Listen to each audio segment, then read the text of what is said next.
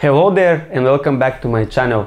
I'm Mehmet Kara and today I'm gonna talk about one legendary investor, Paul Tudor Jones, and his most important rule, the 200-day moving average. If you haven't heard his name before, now is the time to correct this myth. Paul Tudor Jones is a self-made billionaire, hedge fund manager and founder of the Robin Hood Foundation fighting poverty in New York City. He's particularly famous for that his fund survived the crash in 1987, and the only publicly known reason for that is the 200-day moving average rule. In his own words, at the very top of the crash I was flat. So what's the 200-day moving average rule? Let's find out.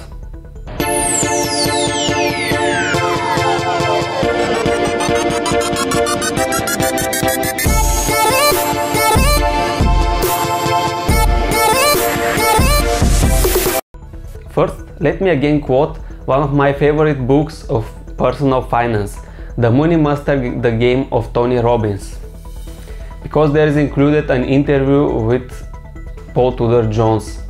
Okay, any specific strategies for protecting your portfolio? You don't need to go to business school. You've only got to remember two things. The first is you always want to be with whatever the predominant trend is. Amazing! So my next question is, how do you determine the trend? My metric for everything I look at is the 200-day moving average of closing price. I've seen so many things go to zero, stocks and commodities. The whole trick in investing is how do I keep from losing everything? If you use the 200-day moving average rule, then you get out. You play defense and you get out. So what is the 200-day moving average rule? Before we get there, make sure to press the like button, as it really helps YouTube algorithm identify my video as useful and display to other users just like you. The 200-day moving average is displayed as a single line chart showing the average price for the last 200 days or 40 weeks. This is exactly one pregnancy long, but it's another topic. The 200-day simple moving average is considered a very key indicator by traders and investors to determine the long-term trends of the market. But now let us have an example on trading 2-on-2 of two stocks. One is Apple and the other is Occidental Petroleum, so that you can see how exactly the 200-day moving average works. All you have to do is go to indicators, then select most popular and then select the 200 days at closing price. I'll make the chart red so that you can easily see the line and the trend. So now you can easily see the difference between Occidental Petroleum and Apple. In one of the cases we see that the actual price is above the 200-day moving average, which is the Apple case, and we can see that at the Occidental we have the opposite case. The line of the average price is above the actual price trading now. As everything genius, this rule is also very simple, no rocket science needed here. Every time you see that the actual price crosses the average 200 price and goes below that is the time to sell. And every time that you see that the actual price is getting above the 200-day moving average is a signal to buy the stock. Another modification of this strategy is to use two charts. One of them is long-term, the 200-day moving average, and one is a little bit more short-term. In the most cases this one is the 50-day moving average. And then you have to compare the both lines.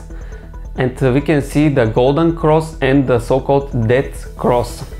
We have golden cross every time when the 50-day moving average, which is the more short-term, crosses the long-term line and goes above that. This is considered a signal to buy. And we have the dead cross in the opposite case, when the short-term line crosses below the long-term. And this is considered a signal to sell your stock.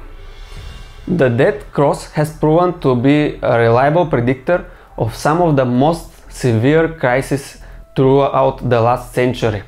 This happened in 1929, 1934, 1978 and during the 2008 crash. The dead cross is a signal that short-term momentum is turning opposite in some of the stocks or index funds, but it is not always a reliable indicator that a bull market is about to end. There have been several times when dead cross appeared, for example during the summer of 2016, but it wasn't a signal of a crash coming. So if you would have sold all of your stocks during the summer of 2016, you would miss on a lot of opportunity gains during the next months. So what's the bottom line? Let's sum the things up.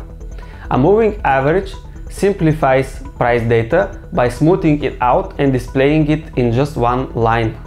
This makes it very easy for you to follow the trend. Moving averages work well in strong changes of the trend, but doesn't work well when the trend is smooth or changing too fast. Moving averages are based on historical data, and nothing of the line it shows is predictive in its future. Therefore, results using moving average can be random. At one times the market respects the moving average rule, at other times it doesn't respect. If I can say it in one word, this is a very defensive strategy and you could lose on a lot of potential gains. So what do you think about the 200-day moving average? Let me know in your comments below. And see you again with my next video.